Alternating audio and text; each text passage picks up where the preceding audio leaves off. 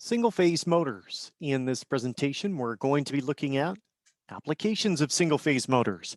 Split-phase motors specifically, we're going to focus on. That's the most common type of single-phase motor out in industry.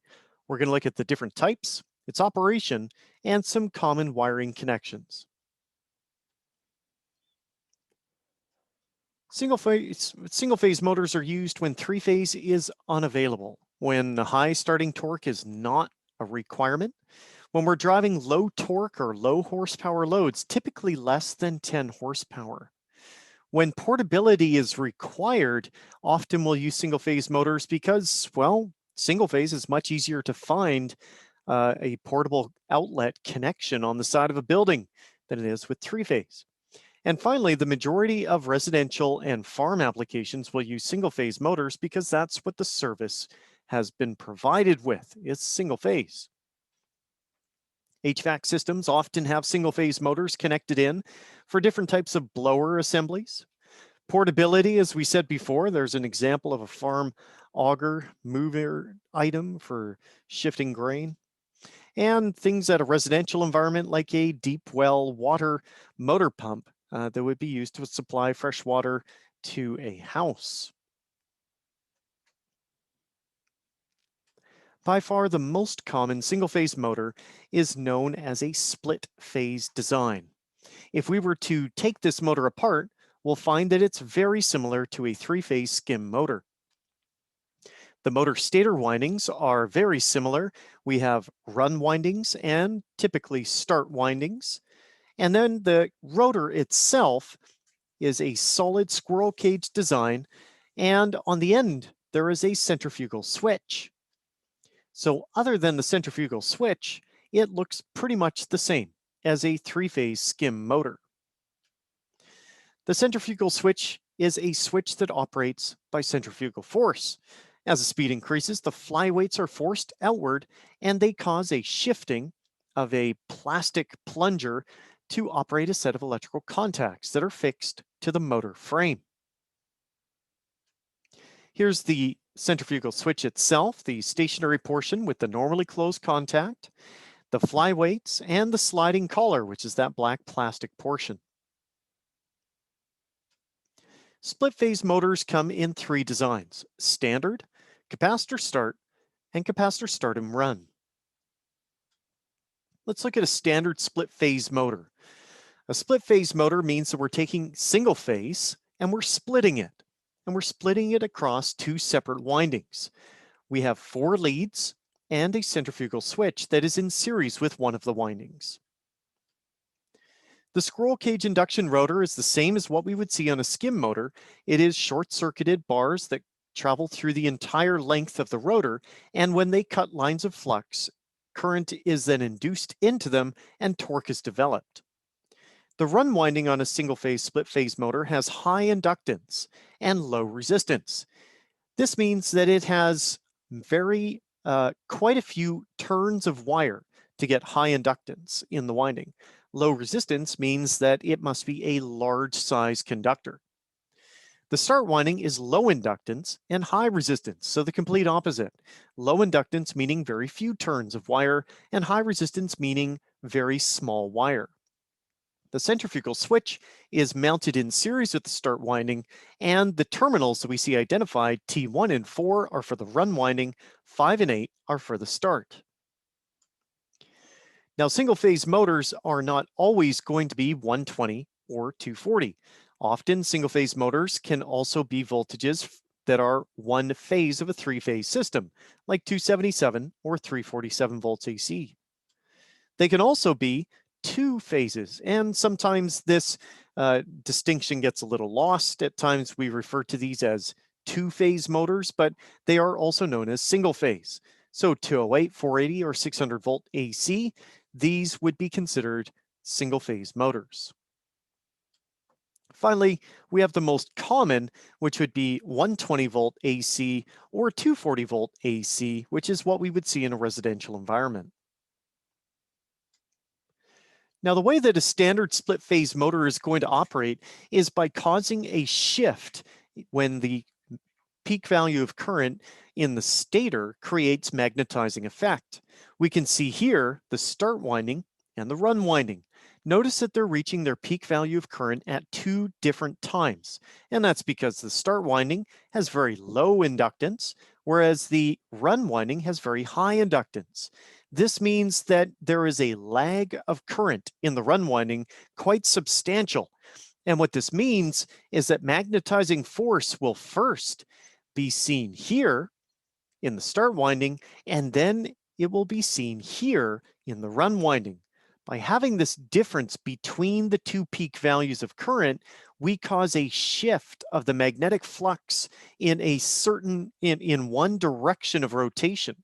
And by doing this, the 30 to 50 degree shift causes the bars within the scroll cage to cut the lines of force, or lines of flux rather. Current is then induced and torque is developed. If we were to increase the angle between the starting and the running current, we would thus see an increase in the starting torque. So let's see how the system then functions. Here's a motor operation, 240 volt AC. When we first energize the motor, both the run and the start winding are energized. Because there is a slight difference in the moment of peak value of magnetizing force, it means that the rotor will start to turn. The rotor will pick up speed, and as it does, at a preset RPM, the centrifugal switch will open. Once it opens, that de-energizes the start winding. And the motor is now operating on only the run winding for the duration of its operation. The start winding is only energized for a short period of time. Increases in mechanical load will reduce rotor speed and increase current drawn by the motor in exactly the same way that we would expect on a three-phase skim motor. To increase the starting torque, there are different variations of a split-phase motor available. This is the most common, a capacitor start split phase. We still have the same run and start winding, but now connected in series with the start winding is a start capacitor. In this way, a capacitor start motor is able to have a much higher starting torque when compared to a standard split phase motor.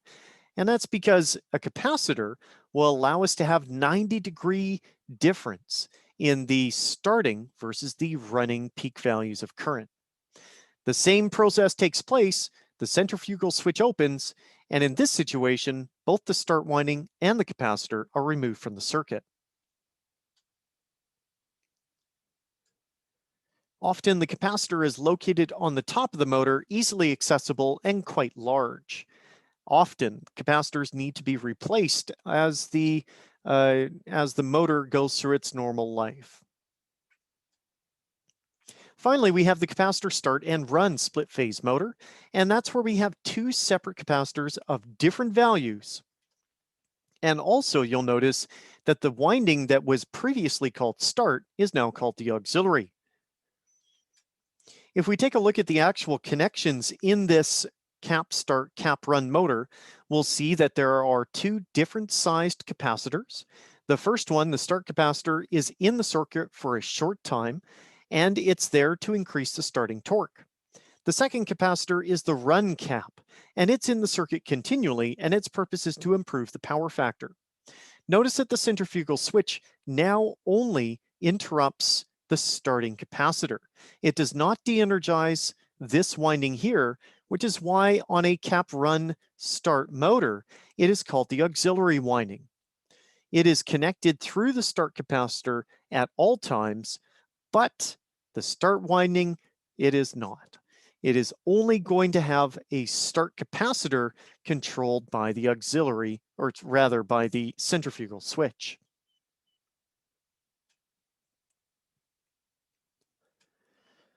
Standard single voltage split phase motors come in many varieties, as we would see in three-phase. Remember, in three-phase, we had multiple connections for multi-winding. We can do the same thing with single phase. Here's an example of just a standard single voltage split phase motor. In order to allow for different voltages to be used on the motor, manufacturers have come out with a number of different types of wiring schemes, the most common being 2 run windings and 1 start, or 2 run windings and 2 start windings. Their connections are going to be very similar to that of a skim 3-phase motor in that we will have a low voltage and a high voltage connection, which will require us to place the windings in either series or parallel. Here's a split phase multi-winding that is 2 run and 1 start. You'll notice the T terminals are 1 through 4 for the run windings and 8 and 5 for the start winding. In high voltage, we are going to connect the run windings together in series, and that means that 2 and 3 are going to be tied together. Remember, the source is always going to connect to T1 and T4, as we have seen in all of the other previous motor connections. For low voltage, we're going to place the run windings in parallel with one another. Again, notice that the source connects to T1 and T4. Now, some people find this to be a bit too confusing with the way in which the windings have been positioned on the diagram, and that's because it's a single-phase motor, not 3-phase with Y or delta. To aid with that, sometimes it's easier to sketch them a little bit different. I've got my start and run winding for each one. Let's go through the connection. First, source connects to 1 and 4. Then we make a series connection between 2 and 3. Then the start winding connects in parallel with one of the run windings. So 8 and 5 connect to 4 and 3. If we take a look at the low voltage connection, again, we start with the source connecting to 1 and 4. We then place the 2 run windings in parallel with one another. And then again, 8 and 5 connect to 4 and 3. They're in parallel. Split phase, multi-winding, single phase motors can also come in 2 run and 2 start windings. Now the T terminals are listed 1 through 4 for the run winding and 5 through 8 for the start winding. If we were to take this connection and connect it for high voltage, it means that the run windings will be connected in series and the start windings connected in series. If we were to connect this motor for low voltage, the run will be connected in parallel and the start will be connected in parallel. Again, let's take a look at these connections a little bit different with them sketched a little bit easier to manage. Let's start with the high voltage on the left. Our source connects to T terminals 1 and 4. We then make series connections for the run winding and series connections for the start winding. We then connect 8 and 5 back to our source 4 and 1. If we look at the low voltage connection, again, my source connects to T terminals 1 and 4. I then place the 2 run windings in parallel and the 2 start windings in parallel. Then the start windings are connected in parallel with the run windings. And I've missed a connection there, but we know that the terminal 6 is going to be connecting all the way up to T4. So we could have 6 to 4, or we could have 6 to 2. Either way, it would be acceptable for connection.